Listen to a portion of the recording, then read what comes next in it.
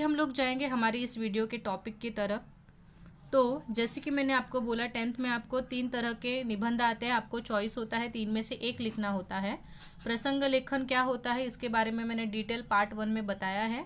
आज हम देखेंगे आत्मकथा, मतलब जो बच्चे सोच रहे हैं प्रसंग लेखन देखने के बाद कि ये हमसे नहीं हो पाएगा, तो उनके लिए ऑप्शन 2 हम लोग देखेंगे कि आत्मकथा में उनको क्या है, मतलब आत्मकथा उनको लिखने को पॉसिबल होगा कि नहीं होगा। ठीक है, देखिए हमारा विभाग 5 मतलब राइटिंग स्किल पूरे 24 मार्क्स का है। 8 मार्क्स के लिए आपको निबंध आने वाला है, तो ये बहुत ही ज़्यादा मार्क्स है, तो इसके लिए हमें फोकस थोड़ा करना होगा। उस वीडियो में भी स्टार्टिंग में मैंने जो चीज़ें बताई थी निबंध पार्ट 1 में, वही चीज़ें कुछ इस पार्ट में भी बताना चाहती हूँ बैकग्राउंड के लिए। निबंध लिहिण्यासाठी काय महत्त्वाचं आहे, मतलब निबंध लिखने के लिए कौन सी चीज़ें आपके लिए इम्पॉर्टेंट है। तो आपको मराठी भाषा का थोड़ा ज्ञान होना चाहिए, तुमची समझ, मतलब आपको जो आपकी समझ एज ए 10th लेवल की होनी चाहिए। आपको फर्स्ट सेकेंड या फिर 5th और 6th स्टैंडर्ड के बच्चों के जैसा नहीं सोचना है निबंध लिखते समय, आपको 10th स्टैंडर्ड के हिसाब से ही सोचना है। आपकी जो भाषा है, तुमची भाषा चांगली असली पाहिजे। ठीक है, आप जो लिखोगे वो अच्छे और नीट एंड क्लीन शब्द उसमें यूज़ करोगे। तुमचा अभ्यास, मतलब आप जिस टॉपिक पे लिखने वाले हो उसका आपको थोड़ा स्टडी करना चाहिए। और बाद में तुमचे विचार मांडण्याचे कौशल्य, मतलब आप आपके जो थॉट्स है, विचार है, वो कैसे एक्सप्रेस करते हैं, तो शब्दों का माध्यम जो है वो अच्छा होना चाहिए। नेक्स्ट है तुमच्या भावना आणि कल्पना, मतलब आप में जो भावनाएं होनी चाहिए किसी टॉपिक के बारे में, तो उसी टॉपिक पे आप लिख सकते हो। आपकी कल्पनाएं अच्छी होनी चाहिए।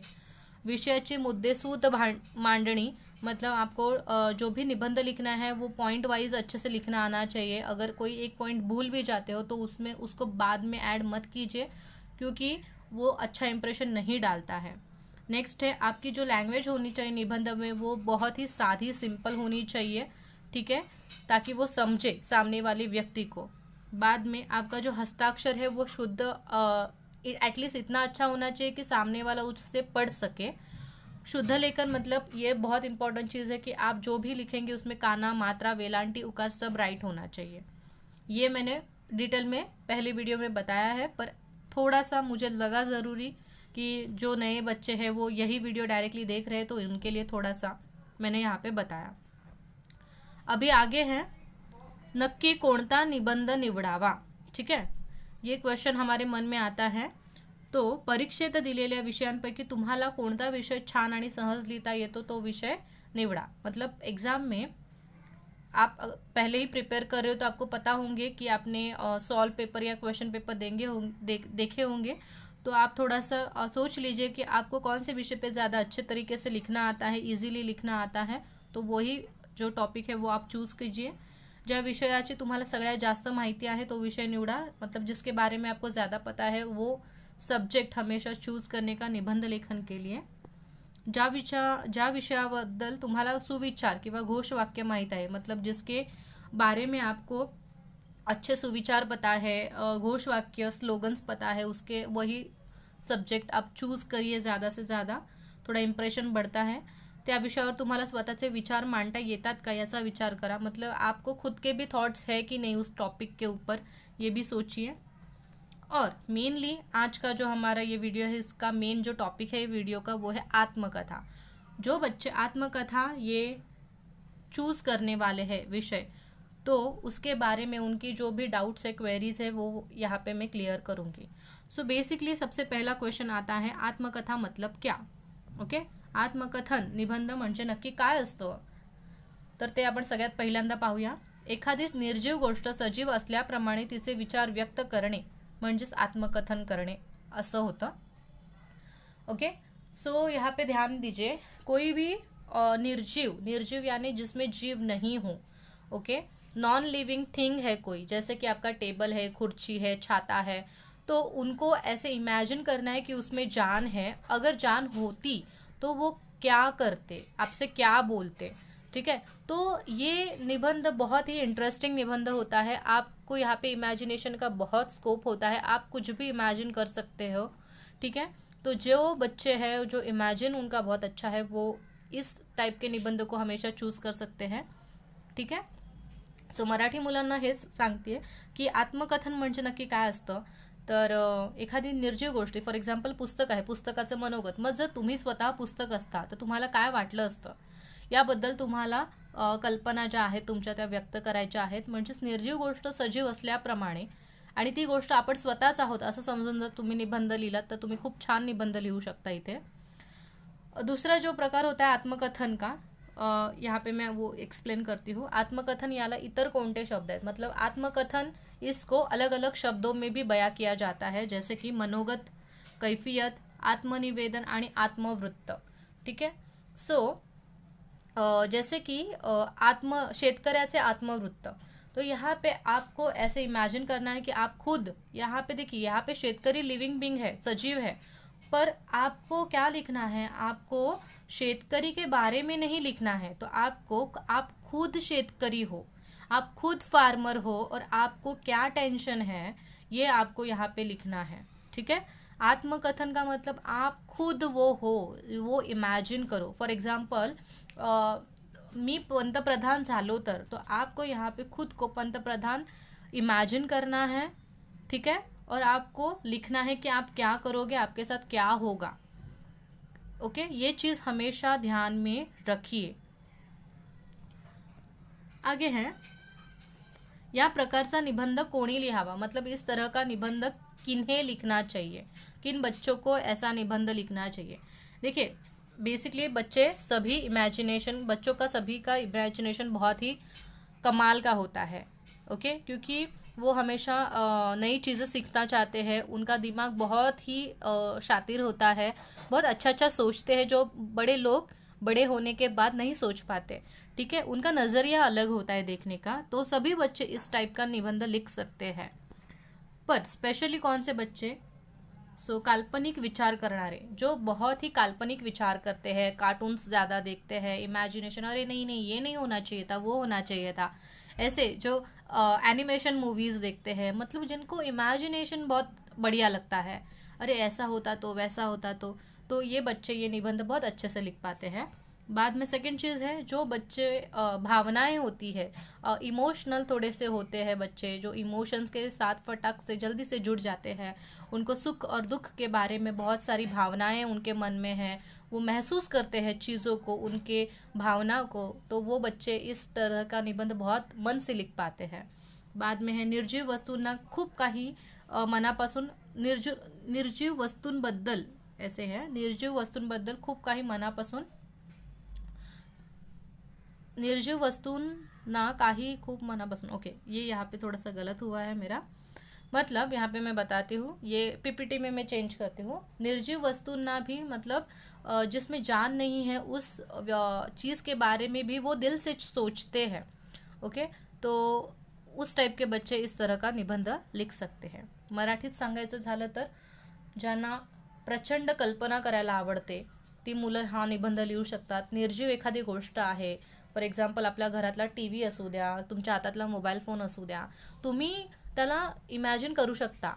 जसं की तो तुमच्याशी बोलतोय तर तो काय बोलेल. सो तुम्ही स्वतः मोबाईल असाल तर तुम्ही काय बोलाल समोरच्या व्यक्तीला. पूर्णपणे आपल्याला त्या पात्रामध्ये जायचं, त्या कॅरेक्टरमध्ये जायचं. ठीक है. हिंदी बच्चों को मैं बताती हूँ कि आपको ऐसा इमेजिन करना है कि आप डायरेक्टली आपका कैरेक्टर उसके साथ शेयर कर रहे हो. मतलब फॉर एग्जांपल मैंने बोला कि मैं मोबाइल फ़ोन बात कर रहा हूँ, तो आपका कैरेक्टर आप नहीं होंगे, तभी आप एक मोबाइल फ़ोन होंगे. और मोबाइल फ़ोन अगर आप है तो आप पूरी दुनिया को किस तरह से देखते हो, आपको क्या बातें महसूस होती है, वो आपको यहाँ पे डिस्क्राइब करना है. ठीक है. आप वहाँ पे एक व्यक्ति नहीं होते, आप वो चीज़ बन जाते हो. ओके. फॉर एग्जांपल आपको मैं किसान बोल रही हूँ तो आपको ऐसा देखना है कि किसान के नज़रिए से पूरी दुनिया कैसी है. वहाँ पे आपका किसान के लिए नज़रिया नहीं मायने करता, किसान आपके बारे में क्या सोचता है वो आप खुद किसान इमेजिन करना चाहिए, आपको पूरे उसके कैरेक्टर में आना चाहिए. ठीक है. इस तरह का ये आपको करना है निबंध. सबसे इम्पॉर्टंट चीज़ कि हा निबंध लिहिताना एक महत्त्वाची गोष्ट, मतलब बहुत इम्पॉर्टंट चीज़ ये है, बहुत मतलब बहुत. क्यों है, क्योंकि हा निबंध लिहिताना करता नेहमी प्रथम पुरुष एकवचनातच असावा. ओके. मतलब ये जो निबंध है, जब आप लिखते हो तो आपको खुद के बारे में, मतलब मी मोबाईल फोन बोलतोय, मी शेतकरी आहे, मी पंतप्रधान आहे, ऐसे आपको बोलना है। हाँ, ओके। तो आपको हमेशा मैं यही बोलना है। आपको प्रथम पुरुष एक वचन, मतलब आप खुद करता, ऐसे बिल्कुल नहीं बोलना है। फॉर एग्जाम्पल शेतकरी के बारे में ही लेते हैं हम लोग, तो मैं ऐसे बोलूँगी मराठी में, मी शेतकरी आहे, मी माझ्या शेतात जातो, मी माझ्या शेतातली कामे करतो। आप ऐसे नहीं बोलोगे की मी शेतकरी आहे, शेतकऱ्याचे आयुष्य खूप कठीण असते, शेतकरी रोज शेतात जातो, ऐसे नहीं लिखना है। क्योंकि यहाँ पे शेतकरी को आप थर्ड पर्सन कर रहे हो। आपको शेतकरी ये वर्ड बोलना ही नहीं, क्योंकि आप खुद बोल रहे हो। ठीक है, तो आपको ऐसे बोलना है, मी शेतात जातो, माझे जीवन खूप कष्टाचे असते, मला खूप कष्ट करावे लागतात। यहाँ पे आपको ही आप ही बोलना है। शेतकरी ये वर्ड फिर से नहीं आना चाहिए आपके पूरे निबंध में। इसी बात को आप ध्यान में रखेंगे। पुस्तक के बारे में या फिर मैं पेड़ बोल रहा हूँ, तो आपको ऐसे बोलना है कि मुझ पे आके बहुत सारे पक्षी उनका घोंसला बनाते हैं। ऐसे नहीं बोलना आपको पेड़ पे आके पक्षी घोंसले बनाते, क्योंकि पेड़ आप खुद हो। तो आपको हमेशा प्रथम पुरुष एक वचन, मतलब मैं, ये शब्द यूज करना होता है। मराठी में जर तुम्ही लिहिताय तर तुम्हाला मी हा शब्द लिहायचा है। मी, मला, माझ्याकडे, ऐसे आपको यूज करना है। ठीक है, ये बहुत इंपॉर्टेंट चीज़ है। अभी आगे है, या प्रकारात येणारे काही निबंध, मतलब इस प्रकार में किस टाइप के निबंध आते हैं, वो भी थोड़ा टॉपिक देख लेते हैं हम लोग। पहला टॉपिक है, मी छत्री बोलती है। ओके, तो मैं छाता बोल रही हूँ। इस पे आप निबंध लिख सकते हैं कि देखिए, मैं आपको थोड़ा मराठी में ये बताती हूँ कैसे होता है। खूप जोरात पाऊस पडत होता आणि माझ्या हातात छत्री होती, परंतु ती बिघडली होती आणि त्यामुळे मी एका झाडाच्या आडोशाला जाऊन उभी होती। तेवढ्यात मला आवाज आला आणि मला कळालं की माझ्यासोबत माझी छत्री बोलते। और ऐसा पैराग्राफ आपका पहला चालू करके आपको लिखना है, अगं तू मला रिपेअर का करत नाही, मी कधीपासून बिघडले, आता बघ किती पाऊस पडतोय, पण मी तुझी काहीच मदत करू शकत नाही, कारण मी बिघडली आहे। तू मला कोणत्या दुकानातून आणलेलं हे तुला आठवता तरी आहे का? सो यहाँ पे देखिए, यहाँ पे हम नहीं है।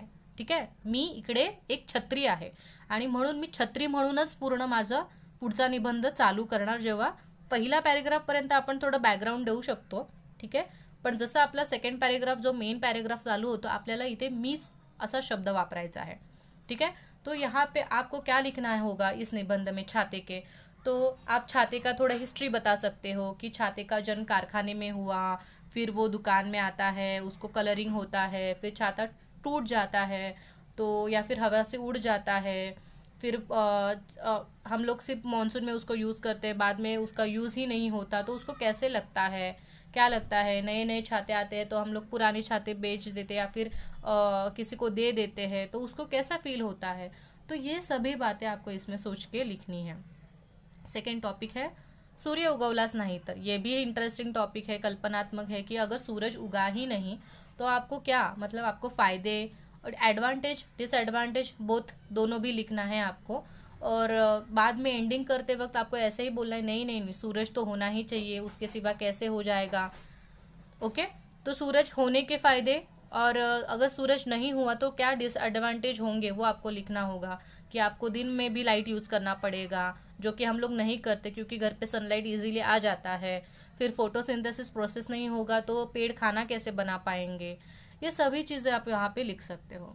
शेतकऱ्याचे आत्मवृत्त, ये एक तीसरा टॉपिक है जो मैंने आपको बताया अभी, कि उसकी तकलीफ़ें आपको बतानी है कि गवर्नमेंट उसके बिहाफ में क्या करती है, लोगों का क्या सोचना है, या फिर जो मिडल मैन होता है, कॉन्ट्रैक्टर होता है, वो उनसे बहुत सस्ते में अनाज खरीद लेता है और ज़्यादा नफ़ा प्रॉफिट में वो बाहर बेचता है।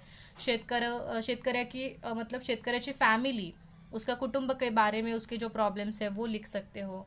बहुत बहुत सारी चीज़ें लिख सकते हो और मुझसे भी ज़्यादा आप सोच सकते हो। ठीक है, आगे है फाटलेल्या पुस्तकाची कैफियत, मतलब जो फटा हुआ किताब है वो उसकी कैफियत, मतलब उसकी बातें बता रहा है, उसका दुख बता रहा है। तो वो भी सेम चीज़ बताएगा कि वो कारखाने में किसी लेखक ने उसको लिखा, ठीक है, बाद में उसका प्रकाशन हुआ, फिर उसका बाइंडिंग हुआ, उसका फ्रंट पेज, कलर पेज, बाद में वो कारखाने में से कैसे दुकान में आया, दुकान में से उस लड़के के पास आया, ठीक है। तो वो सब चीज़ें, या फिर पुस्तक और भी चीज़ें आपके साथ शेयर करेगा, नॉलेज है। तो ये सभी पॉइंट ऑफ व्यू से आपको उस किरदार में जाना है, ठीक है। पुस्तक मतलब आप खुद पुस्तक हो, तो आप पूरी सब पॉइंट ऑफ व्यू से आप बयां कर सकते हो उसके सुख और दुख। ओके, तो बहुत लिखने को यहाँ पे स्कोप होता है, और फटाफट फटाफट आपको सूझ जाता है, क्योंकि ये फटाफट इमेजिनेशन वाला पार्ट होता है। तो ये भी लिखना है, वो भी लिखना है, पर सूझता बहुत है हमें इसमें, पर आपको एक माइंड सेट ऑफ माइंड अच्छे से रखना है कि आपको मुद्दे सूद लिखना है, मतलब पॉइंट वाइज लिखना है। सूझ रहा है, लिख रहे हो, पर आप पैराग्राफ नहीं बना रहे हो, या फिर प्रॉपरली उसका एंड नहीं कर रहे हो, निबंध का आधे में ही छोड़ रहे हो उसको, तो ऐसा मत लिखिए, ठीक है। आपको जो भी लिखना है वो आपको आपके मार्क्स ध्यान में रख के लिखना है। आपके 3 पैराग्राफ होने चाहिए। फर्स्ट आपका इंट्रो होना चाहिए, मिडल पार्ट जो है आपका मेन सब्जेक्ट, उसमें एडवांटेजेस डिसएडवांटेजेस, और एंडिंग वाला आपका पैराग्राफ होता है जहाँ पे आपको कोई उपाय योजना बतानी होती है अगर प्रॉब्लम है तो, कि किस तरह से इसमें बाहर आ सके। ओके, या फिर आपको अच्छे से एंड करना होता है, आपका कंक्लूजन लिखना होता है बेसिकली आपको 3rd पैराग्राफ में। सो इस तरह से आपको निबंध को एंड करना होता है। उसमें स्लोगन यूज़ कर सकते हो, घोषवाक्य, या फिर किसी गाने की 2-3 लाइन यूज़ कर सकते हो, एनीथिंग, ठीक है। सो आई होप यहाँ पे आपको आत्मकथन ये निबंध समझ में आया होगा कि किस तरह से आपको लिखना है। और इसके बाद हमारा एक ही टॉपिक रहता है वैचारिक निबंध, वो पार्ट 3 में मैं आपको बता दूंगी। सो आपको वीडियो अच्छा लगा होगा तो प्लीज़ वीडियो को लाइक कीजिए, चैनल को सब्सक्राइब कीजिए, ताकि ऐसे ही अच्छे अच्छे वीडियो आपको देखने को मिले। बेल आइकन को याद से क्लिक कीजिए ताकि आपको नोटिफिकेशन मिल सके, और ज़्यादा से ज़्यादा आपके जो फ्रेंड्स हैं उनके साथ आपकी वीडियो, मतलब ये जो वीडियो है वो शेयर कीजिए ताकि उनको भी फ़ायदा हो जाए। सो मिलते हैं नए वीडियो के साथ, तब तक के लिए धन्यवाद।